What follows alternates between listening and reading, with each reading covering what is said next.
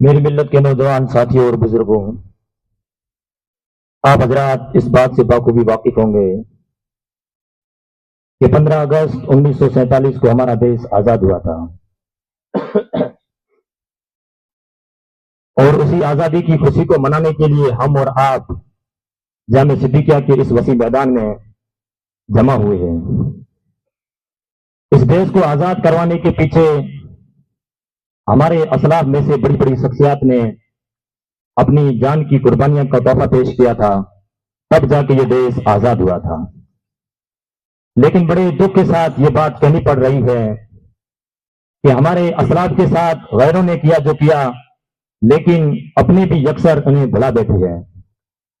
فلسفی مورخ لکھتے ہیں جو قوم اپنے اسلاف کے کارناموں کو بھلا دیتی ہے وہ قوم دنیا سے جلد ہی تباہ و برباد ہو جاتی ہے، ان کا نام و نشان دنیا سے مٹ جاتا ہے، ان کا نام لینے والا کوئی نہیں رہتا ہے۔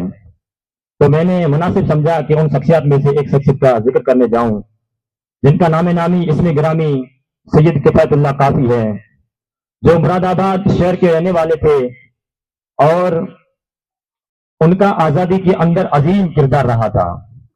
سید کفایت اللہ کافی کا نام کفایت اللہ تھا اور کافی ان کا لقب تھا۔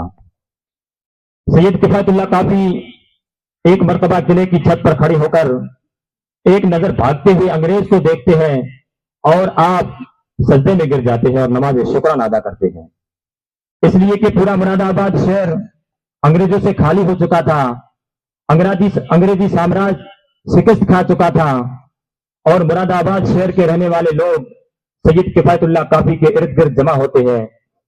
نواب صاحب آگے بڑھ کر سید کفایت اللہ کافی کا شکریہ ادا کرتے ہیں اور ان کو صدر الشریعہ کے عہدے سے نوازتے ہیں۔ لیکن ناظرین پھر منظر بدلا۔ 1857 کی تحریک کچلی جا چکی تھی، مراد آباد میں پھر سے انگریزی حاکم بن چکا تھا، مراد آباد پھر سے انگریزوں کے قبضے میں آ چکا تھا، لیکن سید کفایت اللہ کافی نے گرفتار ہونے سے قبل جہاد کا فتویٰ صادر کر دیا تھا اور یہ فتویٰ بداریوں بریلی اتراکھنڈ ہر جگہ کے مسلمانوں کو پڑھ کر سنایا جا چکا تھا۔ پھر سید کفایت اللہ کافی کو انگریزی جیل میں بند کیا گیا۔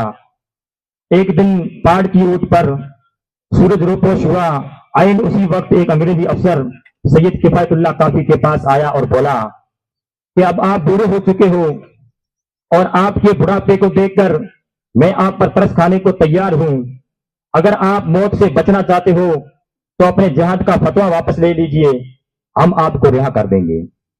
سید زادہ نے حقارت کی نظر سے ایک انگریز کی طرف دیکھا اور فرمایا میں اپنے لہو سے تمہاری تباہی اور بربادی کی تحریر لکھ چکا ہوں، اب بر صغیر میں ایک آگ سلگ چکی ہے جو تمہارے محلوں کو تباہ و برباد کر کے رکھ دے گی۔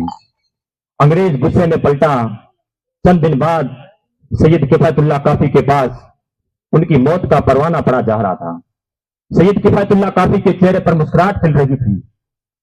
انگریز غصے میں آئے اور اپنے چند سپاہیوں کے ساتھ مل کر سید کفایت اللہ کافی پر لاٹھیوں کی بارش کی۔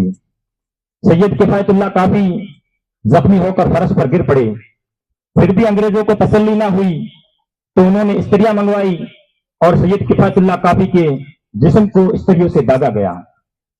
اتنا سب کچھ کرنے کے باوجود مجاہدے جنگ آزادی کے چہرے پر کوئی حرف شکایت نہ تھا۔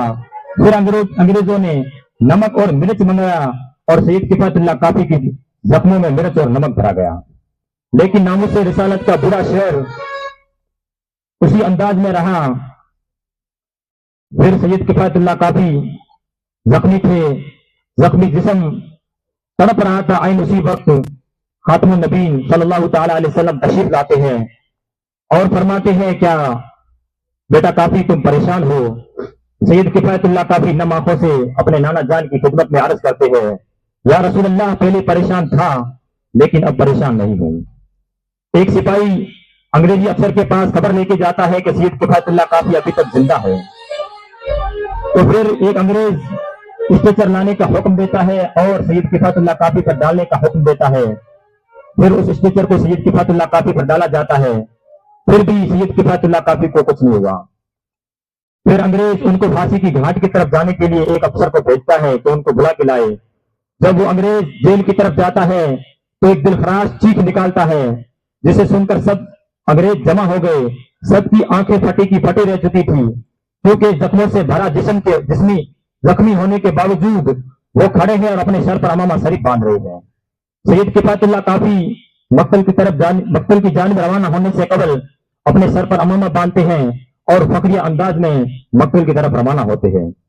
انگریزی کانپتے ہوئے بولتے ہیں کہ آپ کا جسم اتنا زخمی ہے پھر بھی آپ کھڑے کیسے ہو؟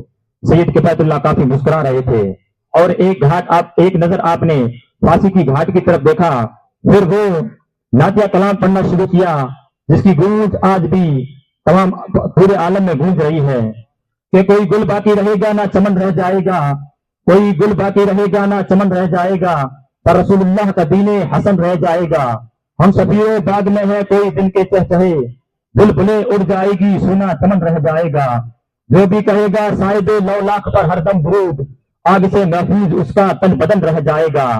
لیکن مجاہد اعظم نے آخر میں لاجوال قصیدے کے ساتھ اس زوالی دنیا کو الوداع کہا اور فرمایا کہ سب فنا ہو جائیں گے کافی ہو لیکن سب فنا ہو جائیں گے کافی ہو لیکن حضرت تک نام حضرت کا زبانوں پر چلن رہ جائے گا. السلام علیکم ورحمۃ اللہ وبرکاتہ.